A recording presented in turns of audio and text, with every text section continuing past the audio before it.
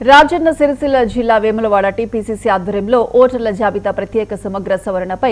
బీఎల్ఏలకు అవగాహన కార్యక్రమం నిర్వహించారు. ఈ కార్యక్రమంలో రాష్ట్ర ప్రభుత్వ విప్ ఆది శ్రీనివాస్ పాల్గొన్నారు. కాంగ్రెస్ పార్టీ ఎప్పటికీ దేశ ప్రయోజనాల కోసమే పనిచేస్తుందని అన్నారు. స్వాతంత్ర పోరాటంలో కాంగ్రెస్ కీలక పాత్ర పోషించిందని, ప్రస్తుతం ప్రజాస్వామ్య పరిరక్షణ కోసం మరో ఉద్యమం అవసరమని పేర్కొన్నారు.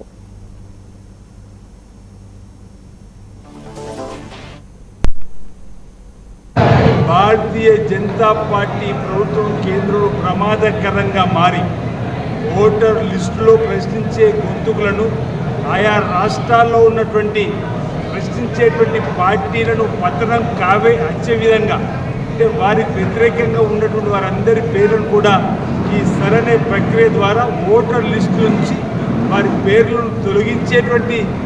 ప్రమాదం దృష్టిలో పెట్టుకొని కాంగ్రెస్ పార్టీ ప్రజాస్వామ్యంలో ప్రతి ఒక్కరికి ఓటు హక్కును కల్పించే క్రమంలో అర్హులైన ప్రతి ఒక్కరిని కూడా ఓటర్ సవరణలో పేరు చేర్చుకునే విధంగా భారతీయ జనతా పార్టీ ప్రభుత్వం ప్రమాదకారిగా మారి ఈరోజు ప్రశ్నించే పార్టీలకు సంబంధించినటువంటి ఓట్లను కూడా తొలగించేటువంటి ప్రయత్నం చేస్తుంది. అంటే ఓట్ చోరీ అనేది రాహుల్ గాంధీ గారి గొంతెత్తి ప్రశ్నిస్తున్న సందర్భంలో ఇటీవల జరిగినటువంటి ఎన్నికలు కూడా ఇప్పుడు చూసినాం. పశ్చిమ బెంగాల్ ఎన్నికల్లో, అదేవిధంగా తమిళనాడు ఎన్నికల్లో, బీహార్ ఎన్నికల్లో కూడా తమకు నచ్చని పార్టీ, ప్రశ్నించే పార్టీ, ప్రధానంగా కాంగ్రెస్ పార్టీకి సంబంధించి, తృణమూల్ కాంగ్రెస్ సంబంధించి, డిఎంకే సంబంధించిన వారి యొక్క ఓటర్లు లక్షల కొద్ది తొలగించి, పశ్చిమ బెంగాల్ అయితే 90 లక్షల పైచిలుకున్న ఓటర్ తొలగిస్తే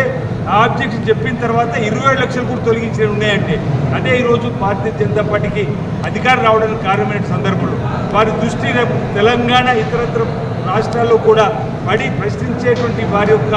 ఓటర్లను కాంగ్రెస్ పార్టీకి అభిమానం ఉన్న ఓటును తొలగించేటువంటి ప్రక్రియను వారు చేసేటువంటి దాన్ని ఈరోజు మనం ముందులోనే అటకాయించే విధంగా